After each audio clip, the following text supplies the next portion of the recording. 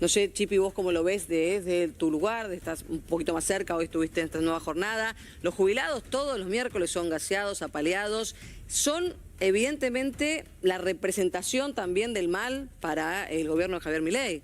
Pero es obvio porque en el acuerdo incluso con el FMI está que a los jubilados no le pueden mejorar los ingresos, que cualquier ley que se vote la va a tener que vetar.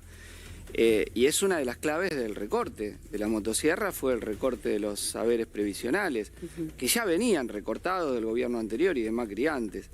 Entonces, digamos, es un foco donde parece que hubiese una ley especial que dice se prohíbe que los jubilados y jubiladas protesten, porque todos los miércoles van con la represión. Vos mencionabas otras movilizaciones y hubo represión. En realidad hubo muchas marchas masivas donde Bullrich tuvo que retirar la fuerza de seguridad. Hubo los 2 24 de marzo, los 2 8 de marzo, el 1 de febrero, la movilización grande que hizo la CGT, 2 en realidad. Es verdad, bueno, cuando tienen de enfrente por ahí y se retiran. Claro, cuando vos tenés a los gordos de la CGT en el término que se los conoce. Yo te digo, cuando tenés masividad, el gobierno, Bullrich retira, o por especulación política, una marcha que no me conviene. Y ahí no pasa nada. O sea, lo que ha quedado claro que cada vez que hay represión es porque Bullrich la busca. Y bueno, y tenemos a Pablo Grillo peleando por la vida. Sí, que sigue siendo operado en las ocasiones. Hoy lo operaron a Pablo Grillo, aparentemente salió bien la operación. Sí, hay un parte que está acá. El saludo a la familia, el abrazo solidario. Pero eso fue tirar a matar. A matar. Cuando vos tirás con cartucho de gas y tirás para abajo, sabés que es altamente probable que pueda haber secuela de las personas que eso le llegue. Y no fue el único, el gendarme que le tira a Pablo Grillo, que tiró de esa manera. Hay mucho testimonio.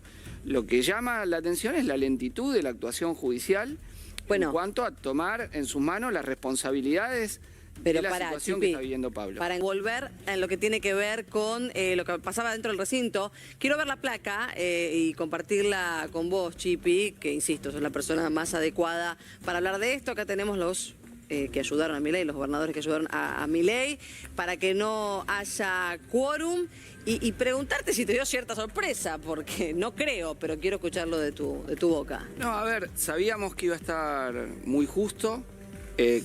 ¿Por qué? Porque el gobierno estaba presionando con todo, porque no quería, sobre todo que se trate lo de jubilados, y no quería que se trate lo del caso Libra, ¿no? Eran los dos temas que el gobierno no quería tratar.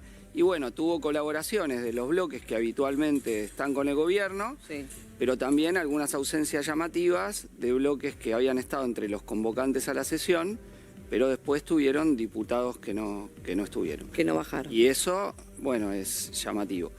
Y me parece que hay que volver a insistir porque, a ver, si se llamó a la sesión primero es por la persistencia de la lucha de jubilados y jubiladas. Ni más ni menos. Entonces, eso es lo que pone en la agenda una y otra vez, en este caso la moratoria y la recomposición.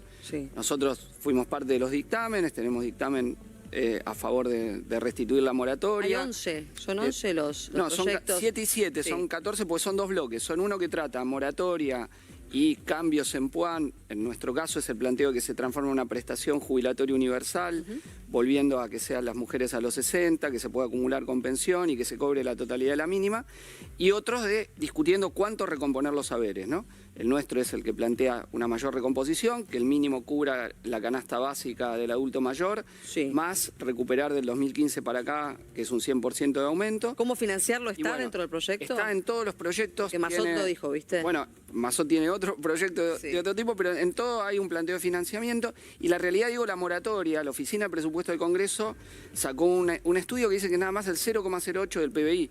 O sea, no es un problema fiscal, es un problema de a jubilados y jubiladas cada vez quitarle más derechos, dejarle jubilaciones de indigencia para querer presionar para después meter capitalización. Esa es la estrategia del gobierno. Ahora, el problema es que cuando discutimos los bajos salarios en el sector público, no es solo el sector nacional. Ayer tuvimos un paro muy grande de la docencia de la provincia de Buenos Aires, porque una maestra que entra a trabajar cobra nada más que 640.000 pesos. Entonces, si el gobernador opositor que habla en contra de Milei y después cuando paga salario, te paga también salario de hambre y hace paritaria, que son una risa. Total. Bueno, entonces ahí esa es la mejor ayuda que tiene Milei. Ahora, Chipi, igual, si en su momento, a ver, o ayer también con los invitados que teníamos y que hacen investigaciones al respecto, los dictámenes son parecidos o tienen similitudes. ¿Por qué no se pueden poner en situaciones tan sensibles como es el haber jubilatorio, ponerse realmente de acuerdo? No, pero ahí no estaba el problema, porque... ¿Y dónde está el problema? Efectivamente, porque los dictámenes que se presentan, después a la hora de votar, se iba a votar lo que saliese, o sea,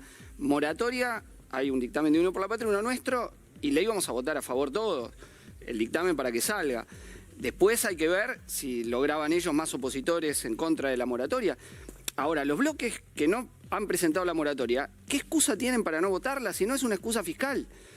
Porque, insisto, el costo fiscal, está el informe de la Oficina de Presupuesto del Congreso que muestra que no hay un problema ahí. Y no tener la moratoria implica no poder jubilarse para un montón de personas que están llegando a la edad y que al no acceder a moratoria, los saberes que ya tenían no están y no tienen otra forma de acceder a la jubilación, ¿no? Ahora, Es decir, ustedes como trabajadores deben darse cuenta que con 500.000 pesos es imposible poder cubrir necesidades mínimas e indispensables.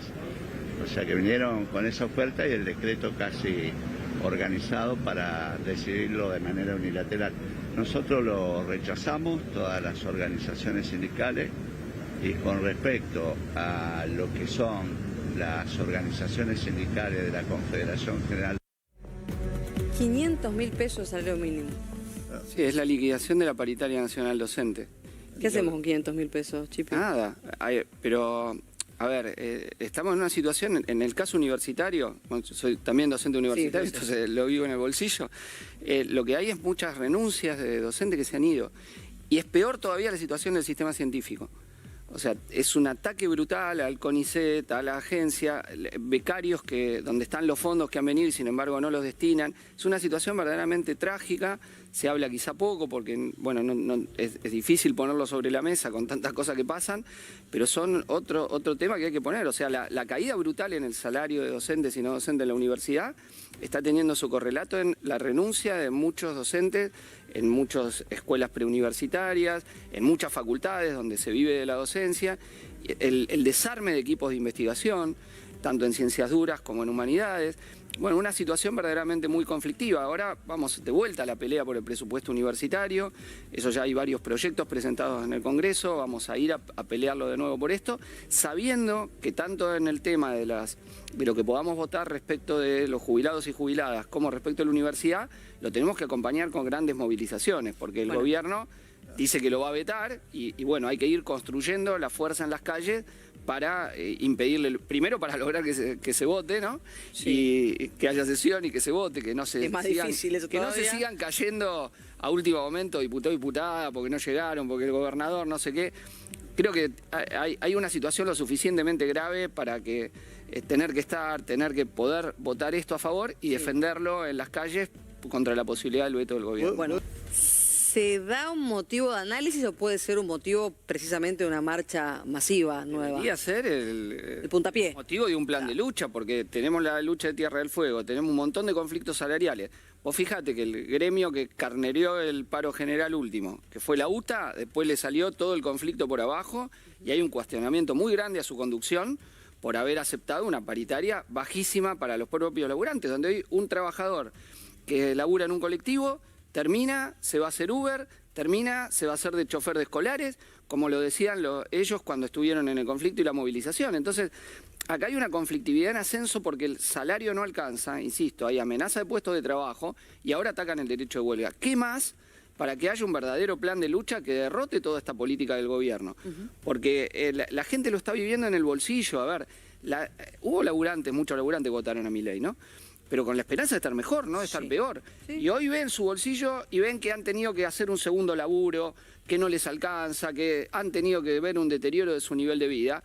Y bueno, y entonces creo que eso hay que darle la fuerza para enfrentarlo al gobierno con movilizaciones masivas, con paros generales, insisto, con un plan de lucha. No es una medida, un paro un día. Acá tiene que haber un plan de lucha para derrotar toda una política que tienen el salario, la variable de ajuste. Hoy Caputo lo volvió a decir. Los aumentos solo vamos a aceptar el 1%. Bueno. Y como si tuviste 3,7, 2,8, o sea, todo el año veniste perdiendo. Te dieron aumento del 1% nada más. Y vas a seguir perdiendo, fue 2,8, 2,7, 2,6. Por eso, entonces... Y vas a seguir perdiendo. ¿Hasta cuándo vamos a llegar? ¿Por qué, por ejemplo, en la ciudad de Buenos Aires y en las distintas provincias donde hubo ya elecciones, está haciendo una tendencia a la baja la de ir a sufragar, digamos? ¿A votar? Sí. Bueno, son elecciones provinciales, hay que ver si eso se refrenda en la elección de medio término. Bien. Pero si uno ve en las elecciones provinciales, efectivamente cayó en todos lados. Yo creo que porque no se ve la utilidad del voto. Yo hacía un chiste a unos compañeros que decían, ¿por qué votó tan poca gente en la ciudad? Yo diría, ¿por qué fue a votar la gente? ¿Por qué fue incluso a votar en una elección que no se sabía para qué era, que la puso Jorge Macri porque le interesaba a él? Donde nadie veía que le iba a cambiar algo la composición que iba a tener la legislatura de la Ciudad de Buenos Aires. Sí. Entonces, la realidad es que era una elección que, insisto, es explicativo porque crea apatía, pero en realidad es una mezcla de apatía y decir, no, ustedes no están haciendo algo que me va a beneficiar a mí. Está a la altura, ¿no siente? No está. Entonces, veremos cómo eso se expresa, ¿no? Es un fenómeno que está en pleno análisis de todo el mundo, ¿no? Sí. Porque pasó en varias provincias, sí. etcétera. Hay que ver cómo se va a expresar. Pero lo que sí es que el gobierno no puede mostrar que esa elección que ganó fue un triunfo muy importante, porque sacó el 30 de los que votaron, es decir, el 15 de la población. Entonces no puede decir, tengo un gran apoyo para todo eso que dice. Él le está ganando la interna de la derecha Macri, y esos son el lugar donde está creciendo, pero no se está expandiendo socialmente. Al revés, si yo lo comparo con el balotaje o con la otra elección que hubo en la ciudad de Milei, sí, no es que ahí ha tenido un crecimiento del apoyo, y además su voto se está concentrando cada vez más en los sectores sociales más acomodados, ¿no? Y no en el voto más popular, por decirlo de alguna forma. Bien. Chipi, se está esta semana al menos con estos anuncios, se empieza a caldear de nuevo, un clima que nunca estuvo muy extendido, pero el gobierno va sacando chapa de movilizaciones que están aplacadas, por ahí muchas de ellas por el miedo a ser reprimidos. Hoy el gobierno, por ejemplo, se jactó de haber bajado la tasa de homicidios, ¿no? Bueno, enarbolan esa bandera, enhorabuena, mucho tiene que ver con el plan bandera en Rosario, sí, pero en las cuestiones que tienen que ver con la calle, con la cotidianidad de la gente, pareciera que la cuestión se va caldeando un poquito más. En este plan de lucha, vos decís que por lo pronto podría haber un paro general, debiera haber un paro general nuevo. Yo creo que debería haber un paro general, pero como te digo, como parte de un plan de acción de conjunto. No aislado. A mi entender, el problema salarial empieza a estar mucho más caliente de lo que estaba. Los choferes fueron la primer gran expresión de eso. Pero hablaron no solo por ellos, porque los choferes hablan también por la gente que viaja en los bondi, ¿no? Y esta situación de que hay que hacer un segundo laburo, o hay que hacer horas extras, que la plata te alcanza cada vez menos, que te vas bajando, o que las familias se están endeudando para la vida corriente, ¿no? Es una situación muy generalizada. Entonces el reclamo del salario, para mí, pasa a estar en el eje, y bueno, y creo que eso se empieza a ver en los gremios también. Como te decía, estamos también en la universidad que veníamos hablando, ayer el paro de la docencia de la provincia de Buenos Aires fue enorme, porque tampoco alcanza la plata. Y bueno, y así podemos ir sector por sector, donde el descontento salarial es algo que se está incrementando fuertemente, y creo que en estas semanas viene creciendo muy, muy fuerte, ¿no? Entonces, por eso me parece que, junto con este ataque brutal que ha hecho Sturzenegger, y ahí también hay que señalar la responsabilidad de todos los que le votaron la facultad de delegada, porque Sturzenegger está haciendo esto por decreto, a partir que le votaron en la ley base, le dieron facultades delegadas. Entonces, todos esos bloques, incluso algunos que ahora están medio opositores, pero le votaron eso, fue un escándalo. Y el Congreso debería anularle ya, porque le quedan todavía 48 días para seguir haciendo maldades. Hoy se movilizó Vialidad, quiero dar mi solidaridad con las trabajadoras y trabajadores de Vialidad ante el ataque que están sufriendo. Vos fijate que con las inundaciones o con cada una de las catástrofes es un sector clave. Milei, otro de los puntos que ha recortado brutalmente es la obra pública. Sí. El mantenimiento de las rutas nacionales está en una situación verdaderamente crítica. Ahora venimos en la situación del invierno en muchas provincias del país, donde la actividad de vialidad es central para remover la nieve, para poder mantener el control de la seguridad del tránsito, y todo eso está profundamente deteriorado, y hay una responsabilidad de la acción del gobierno y de todos los que le permiten actuar al gobierno, ¿no? Ahora, en el medio va a venir un nuevo blanqueo. ¿no? Porque parece que el gobierno por ahí está ocupado o preocupado por conseguir dólares, los necesita. Fue uno de los temas también en los cuales está en agenda desde el comienzo de semana. Hablaron tanto Caputo como Milei. Me parece que está bueno repasar cuáles fueron los principales conceptos que dijeron al respecto para después poder analizarlos. Los vemos. No es como se viene diciendo, para nada. No tiene nada que ver ni con un blanqueo, ni con los montos esos que ponen de $100.000, ni nada. Les diría que lo que vamos a hacer es algo mucho más profundo,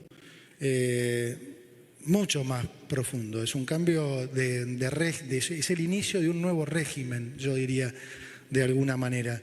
¿Qué es lo que pensamos? Nosotros tenemos la visión que en Argentina el nivel de informalidad es tan alto producto de dos razones. No solo es el exceso de impuestos que cobramos desde el Estado, sino el exceso de regulaciones. Argentina es un país que se ha acostumbrado a regular para la excepción. Asume que el 99,99% de la gente periódicos son delincuentes. No es así. Entonces vuelve loco a todo el mundo porque, llevamos esto a un nivel de locura que hace que la gente le escape a la formalidad, ¿sí? Ya no es solo por un tema impositivo, sino porque vos sos un banco, pero no te voy a echar la culpa a vos, sino a nosotros. No puede ser que todos quieran regular todo en Argentina y pedirnos todo.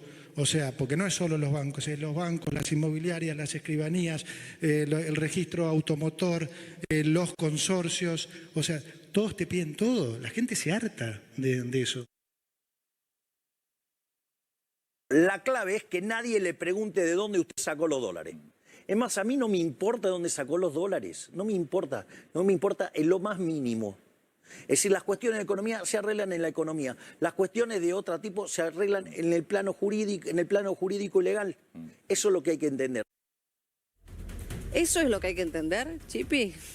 Bueno, el tema es que es el blanqueo de dinero, mucho de ello provocado en actividades mafiosas. Ilícitas. Como el narco, o las redes de trata, o la compra-venta de jugadores de fútbol, donde también otro negocio muy sospechoso. Entonces Milei mezcla lo que puede ser el ahorro de una persona con las actividades vinculadas a negocios mafiosos, ¿no? Y lo otro que dice Caputo es muy interesante porque el delito de los ricos es la evasión impositiva. Y es un delito la evasión impositiva, que ni vos ni yo podemos cometer, porque cuando a nosotros pagamos el IVA, que es el impuesto que pagamos, o si te descuentan ganancias en tu trabajo, vos no podés contratar contadores para hacer maniobras de ilusión, evadir. Para dibujar, como se dice. Para hacerlo como ellos. Sí. En cambio, los ricos lo que hacen son maniobras de todo tipo para no pagar los impuestos que tienen que pagar y que esos después recursos no los tengas en escuelas, en hospitales, en jubilaciones, en planes de vivienda, en obra pública, y se los llevan a los paraísos fiscales. Entonces lo que este gobierno hizo ya fue un blanqueo muy grande para los ricos, le bajó lo que pagaban de bienes personales, a la vez le subió ganancias a los laburantes, y ahora lo que está haciendo es, mientras le niega la moratoria a jubilados y jubiladas, hacerle un nuevo blanqueo de alguna forma y un cambio para que incluso los que participan de negocios mafiosos tengan veremos cuál es la operatoria, pero decirle, bueno, ustedes hagan el negocio mafioso claro, como quieran. A mí me hace entender, o una pequeña lectura que puedo hacer es, el que le puede poner la plata y decir, tomen acá toda mi plata, no digo dónde es, buenísimo. Ahora, esto no va a incentivar, o al menos en mi humilde lectura, aquel que tiene un ahorrito abajo del colchón lo vaya a poner sobre la mesa. Esto puede tener de manera recesiva algún tipo de impacto. Digo, después cambia el gobierno y esto después viene un nuevo signo político y dice, bueno, acá este hombre me blanqueó, venga señor, ¿de dónde lo trajo? ¿Podría ser una repercusión esa? Todo puede ser. Es lo que puede ser. Lo que pasa que lo que ellos apuntan es a que, me parece, porque hay que ver la normativa cuando salga, sí, pero es a que vengan gente que tiene muchos dólares y compre departamentos, compre automóviles. No te está diciendo que vas a ir a la verdulería a comprar con $100 que tiene una familia ahorrada, o 500, etcétera, o que se va de vacaciones. Lo que ellos apuntan es a que compren vehículos automotores o a que compren inmuebles. Y eso es plata negra, no hay puchitos. forma, claro. No puchito. Entonces, ahí vamos a ver donde los blanqueadores están felices. Vos fijate que después, cuando ellos hacen alarde de la lucha contra el narco, etcétera, sin embargo mantienen los puertos privados. Ahora están con el decreto de la Marina Mercante, se acabó el control, no se controla nada. Te ponen el barco bajo la bandera que quieras, te liquidan los derechos laborales de todos los trabajadores de la Marina Mercante. Es brutal el ataque, es un ataque brutal el que está haciendo Sturzenegger. Y además todos los que entienden del tema te dicen que el problema de los costos ahí está en cómo es la operatoria portuaria, no en los derechos de los trabajadores. Y esto lo que hacen es atacar los derechos de los trabajadores. Y ahora le permite blanquear a todos los narcos que vengan y se compren departamento y pongan toda la guita ahí, con tal de decir, bueno, conseguimos un poco de dólares porque mi ley está en que no consigue los dólares que tendría que tener. Entonces, bueno, esta es la realidad. Digo, leyendo los anuncios que están haciendo. Sí, hay que esperar el presidente, ¿no? a que esté. A Chipi es el Excel, va a dar un 30% menos. El Excel son personas. Digo, para siempre, ¿no? El número frío es fácil de recortar, pero son historias, son personas. Es una obviedad, pero digo, no, es grave. Y el ataque viene siendo muy fuerte. Tenemos los sitios de memoria, que son ex centros clandestinos de detención, donde los recortes vienen siendo muy, muy duros, donde eso ya lo viene haciendo el gobierno y posiblemente ahora lo profundice. Y muchos de ellos además son prueba judicial en los juicios por los crímenes de lesa humanidad, del genocidio, de la dictadura. Entonces es muy grave lo que acá está ocurriendo. Toda nuestra solidaridad con las trabajadoras y trabajadores atacados de la Secretaría de Derechos Humanos, y que ahora va a continuar eso, y me parece que es otro punto que hay que poner en el eje, porque este gobierno quiere liquidar la política de juicio y castigo a los genocidas, y al revés, quiere lograr la impunidad. Viene trabajando por eso en la medida de lo que puede hacer, partiendo que gran parte de la sociedad está totalmente en contra de esto que quiere hacer el gobierno, ¿no? Y me parece que tenemos que defender esos puestos de trabajo, darle todo el apoyo a las compañeras y compañeros que seguramente la van a pelear y no van a dejar que pase este ataque. Pero como bien se decía, insisto, si lo vemos son muchas cosas puntuales. Lo importante es agrupar a todo esto que está peleando, los jubilados, el movimiento universitario, los trabajadores que están peleando por salario, y dar esa respuesta contundente contra esta política de ataque, de ajuste de la mano del FMI. No dejemos de mencionarlo. No lo mencionaste hasta el final del programa, No, lo había mencionado una vez, sí, pero el FMI, que es el otro punto clave de un gobierno que lo ha hecho mediante un DNU ilegal, donde logró la aprobación en diputados, pero eso mismo debería ser anulado, porque el gobierno debió haber hecho una ley. Incluso lo que fundamentaron fue, como no tengo los números para una ley, hago un DNU, y eso es una truchada por donde la mires, ¿no? Como no me da, hago una cosa que no debería hacer. Sí. Y bueno, y creo que la pelea también contra este acuerdo con el FMI tiene que ser uno de los puntos que incorporemos. Mientras estemos atados al FMI, lo que vamos a tener son recortes permanentes. Vos antes decías lo que había pasado en el gobierno anterior también. Y bueno, el gobierno anterior fue un desastre porque terminó aceptando la negociación con el FMI, porque vino con el cuento de que Cristalina, como era amiga del Papa, iba a ser distinta y qué sé yo, y te llevó a un ajuste muy grande. Y el gobierno acordémonos, cuando Milei era diputado, votó en contra del acuerdo con el FMI, diciendo que era un robo, todo eso. Ahora está en el gobierno de nuevo, brum, otra vez vota a favor del FMI, hace el acuerdo con el FMI y lo descarga sobre los laburantes, sobre los jubilados, sobre la obra pública, etcétera. Bueno, eso es lo que hay que derrotar.